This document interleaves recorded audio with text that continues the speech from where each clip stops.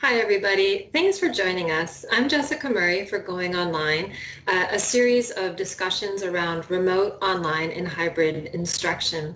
Today, I'm really excited to be speaking with Martin Schuttelbauer. He is teaching professor and director of online faculty and programs at Corey College at Northeastern University. Hi, Martin. Hi, Jessica. Thank you for giving me a chance to talk to the audience. Absolutely. Thanks so much for joining us. So I want to jump right into things. Excuse me. It's become clear that the educational repercussions of COVID-19 aren't going to end anytime soon or necessarily resolve themselves in a return to in-person instruction the way that we've always traditionally thought about it. Can you talk about the ongoing need to be prepared to offer remote instruction or hybrid instruction? Yeah, I think that there's definitely no going back to normal like we would expect. I think that a lot of instructors, teachers, faculty across high schools, colleges, elementary schools need to be prepared for continuing in a hybrid way of teaching. If you just think about, normal things that would happen in the past, kids would get sick with the flu, an instructor would get sick with the flu. Perhaps there's some kind of a situation, a personal situation that the instructor has to attend to. In all of those cases, having some kind of a hybrid digital strategy is going to be very, very important.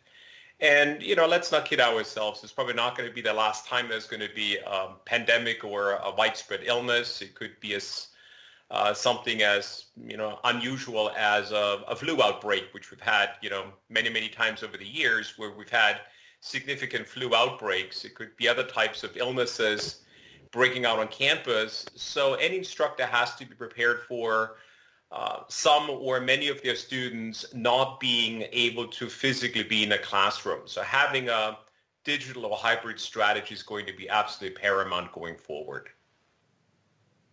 Thank you. And something you said before when we've had a chance to talk, I think you mentioned something like having an online first strategy, and that was just a really interesting idea. So maybe you could talk a little bit about that idea.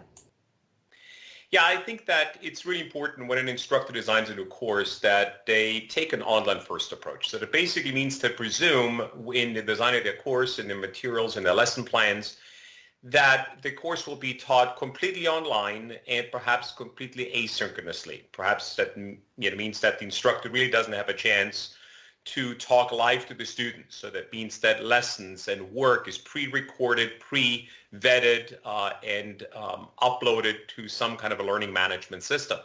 The benefit is that if at any point in time the school district or the university or department has to go online for a number of reasons, or if a large number of students are out, well, there is really no change in the way the course is taught. Now, of course, that means when you then teach on ground or have the option or possibility to teach on ground, that in the classroom, you can now really take advantage of the classroom time. Some of those strategies are also often called building a flipped classroom, where a lot of the rote instruction is done prior to coming to the actual class. A lot of techniques are learned by the students through watching video tutorials, going through exercises, practices, maybe some group work.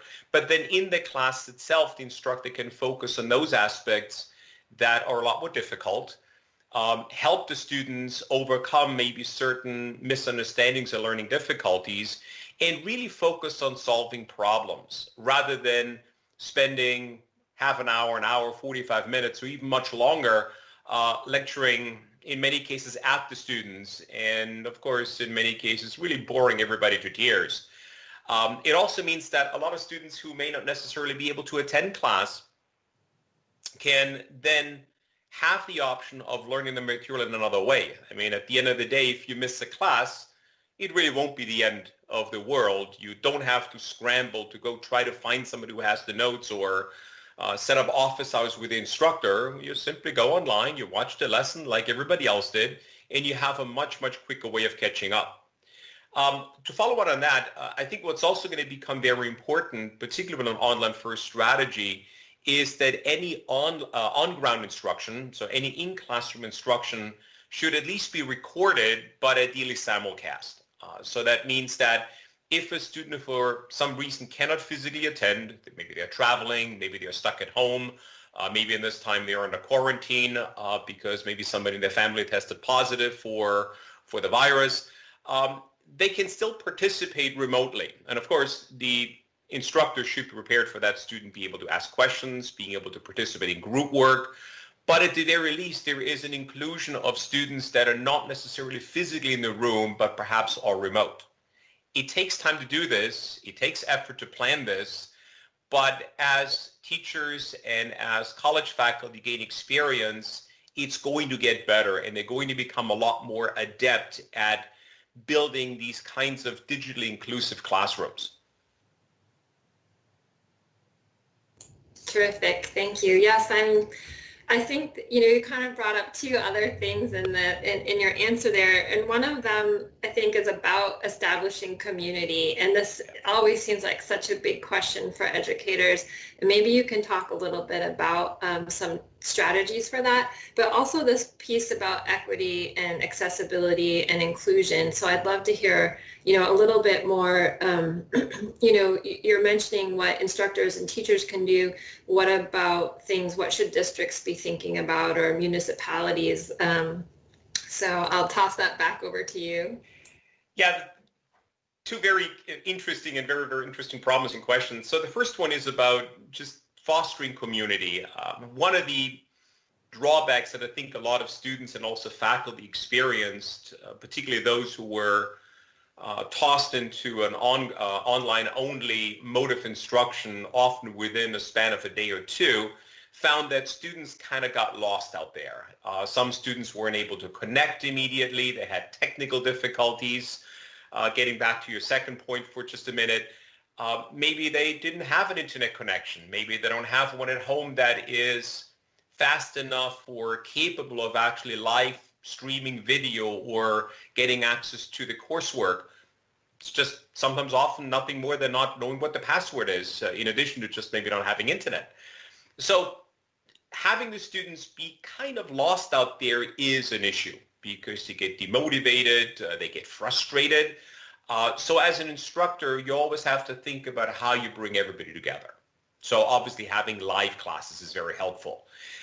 But I do want to kind of point out that live classes are hard to teach for the instructor. They're really difficult for students to attend.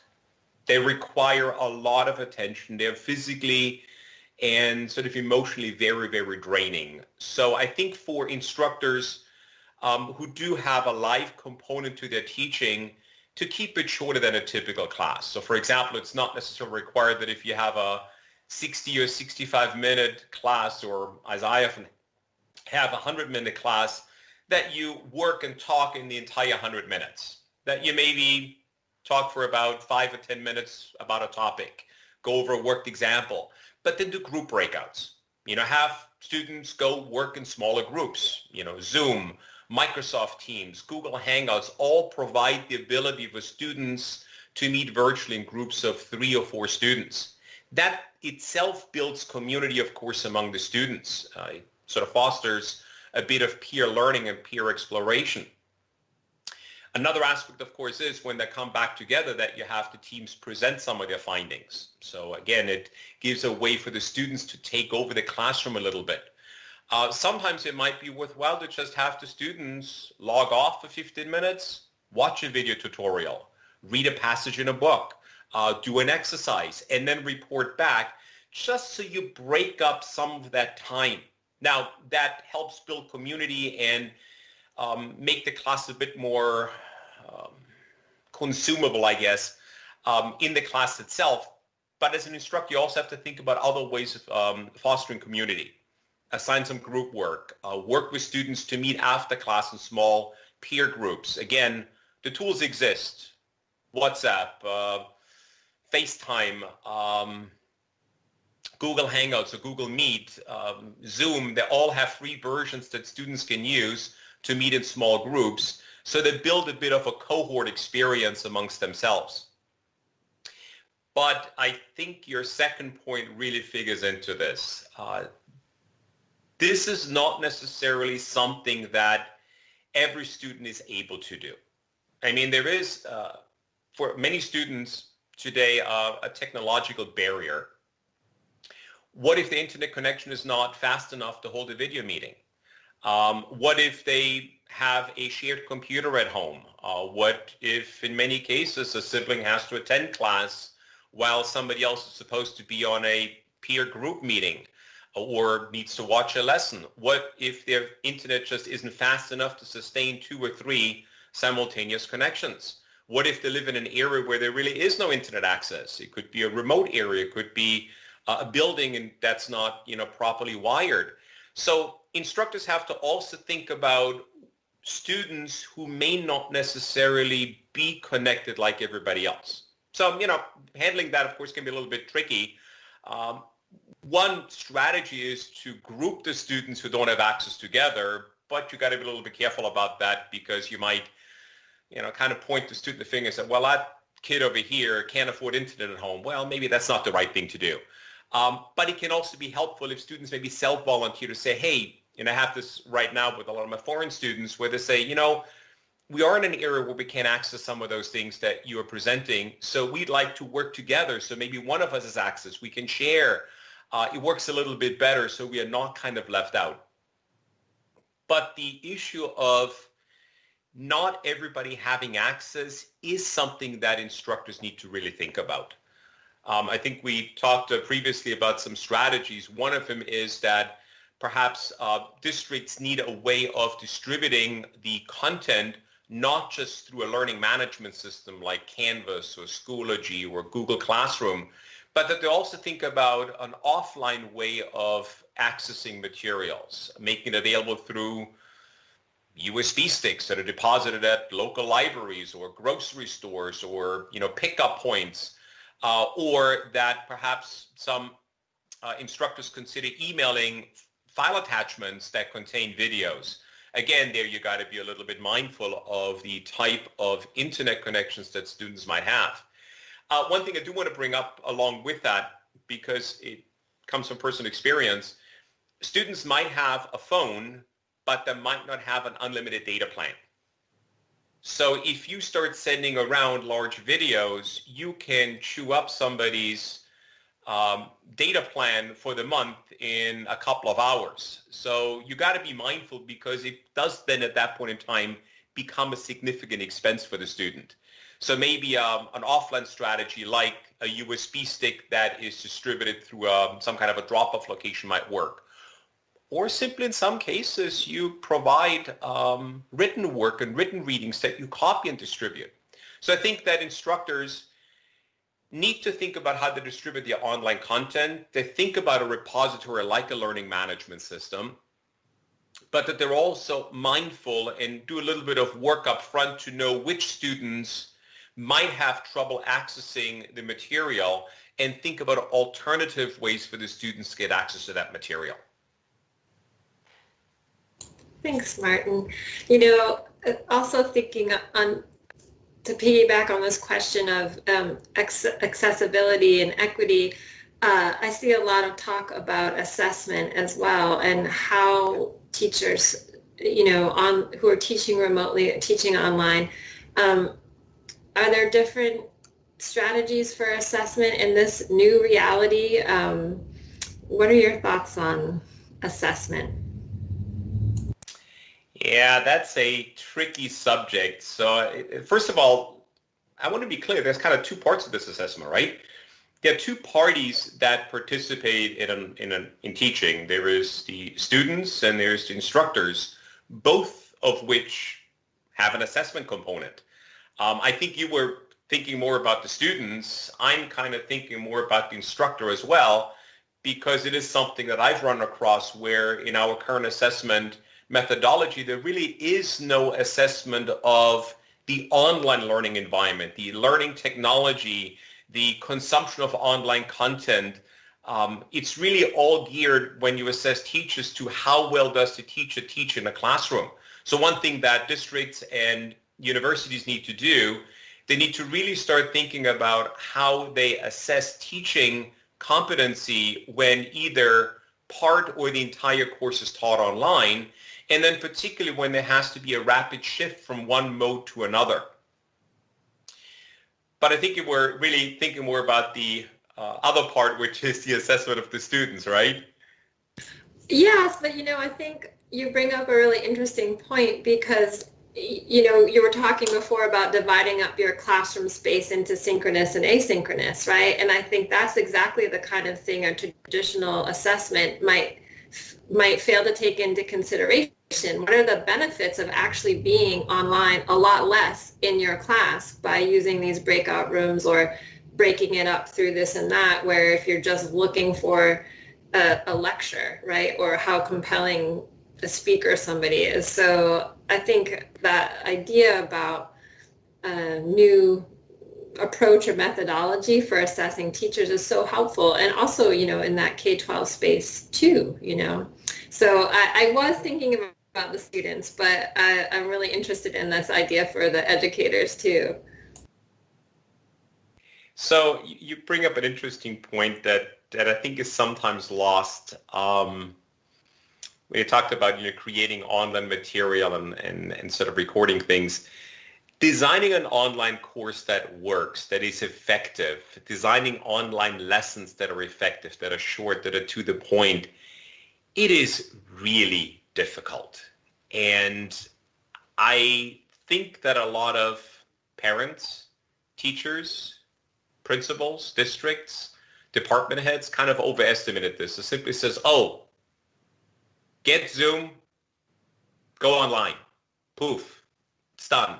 Well, that's not quite how it works. Even teaching live online without creating any content, pre-consumable content is difficult. How do you structure a lesson when you're online? How do you structure a lesson when you can't have group breakouts, when you might not even see your students' faces? It becomes a lot more difficult. You have to create your lesson plan a lot more differently than you would if it was on ground.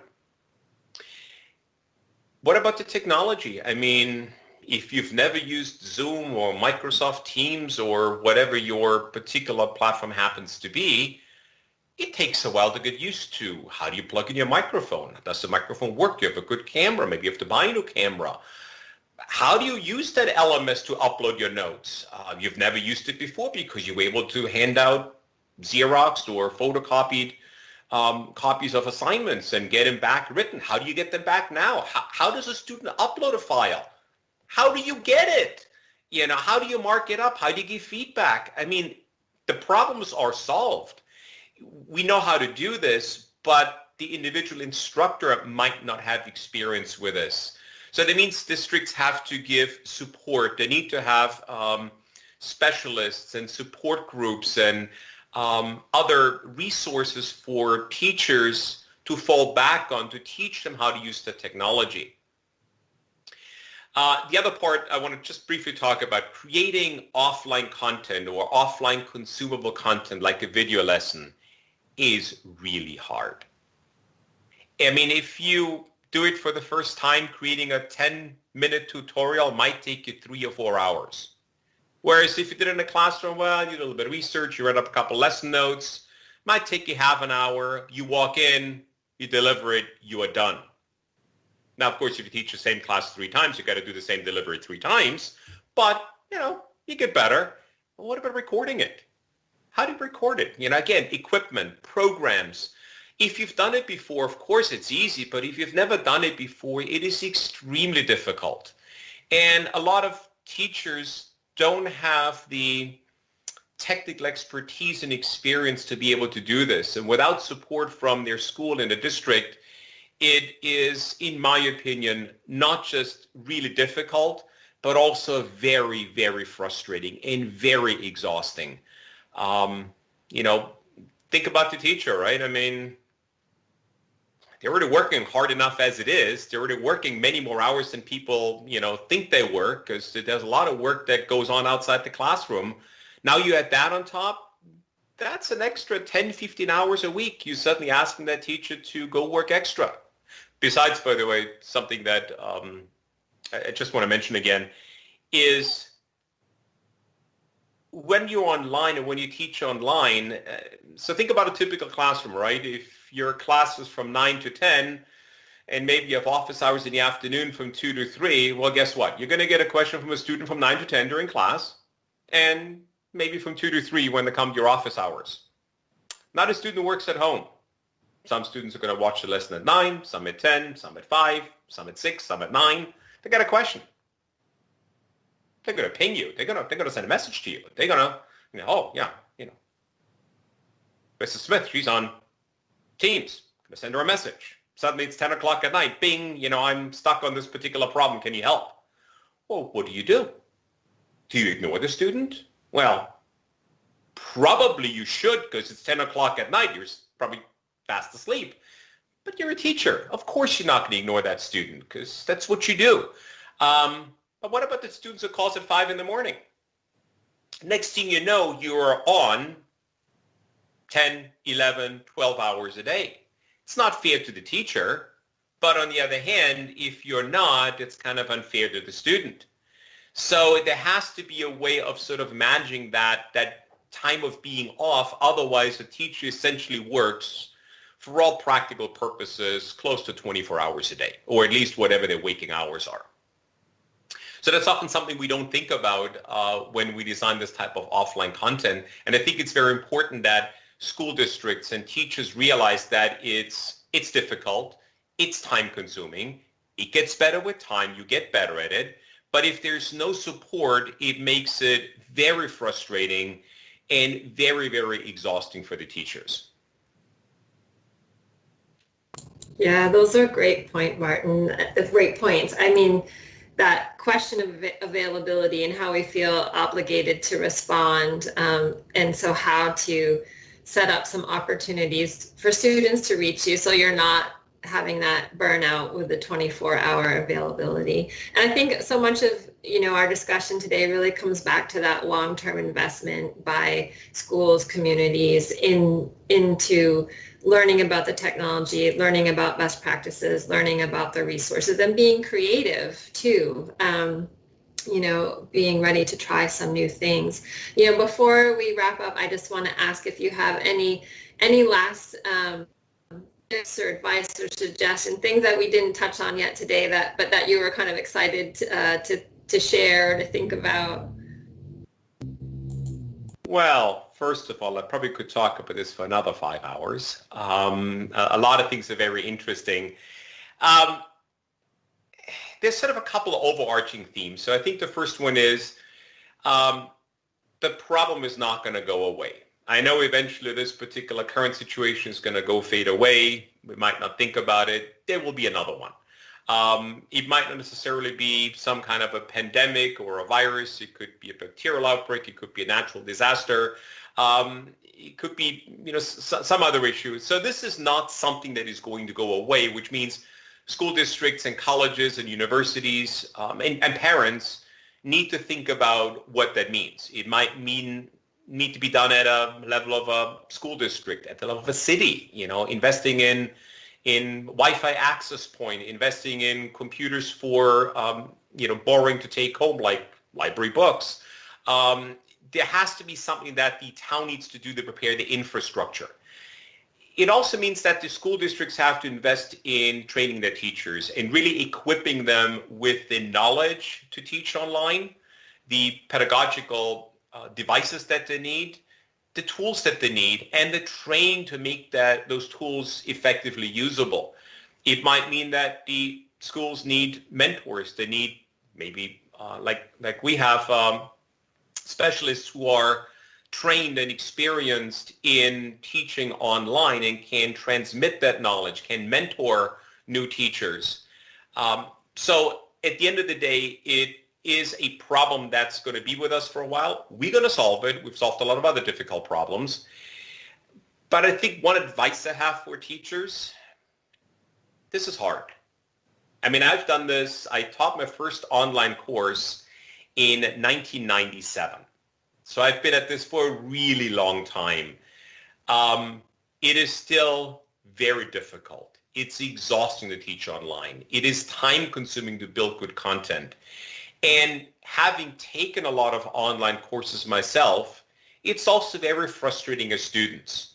So I think we have to kind of step back as teachers and be mindful of that, and maybe cut yourself, cut your colleagues, cut the parents, cut the students some slack. One piece of advice I have in particular for this, when you start designing lessons, look for the things that are really important versus some of these sometimes, I hate to use the word busy work, but some of the things that maybe are not as important, and figure out ways of cutting down the amount of work you give to students. One common complaint I've heard from students is that when the courses went online, the work seems to have increased.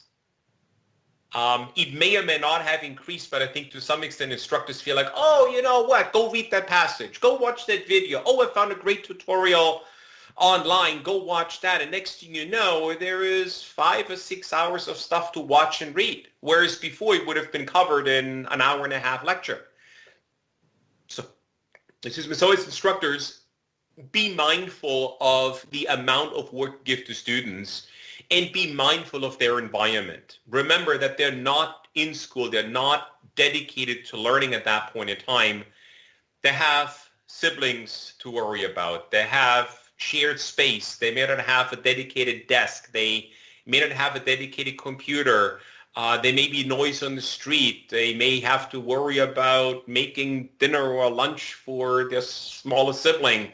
There is a lot of life stuff that starts creeping in. So cut them some slack, figure out what's essential, make sure you advance their education, but don't overwhelm them. And consequently, of course, don't overwhelm yourself. Those are terrific words to end with.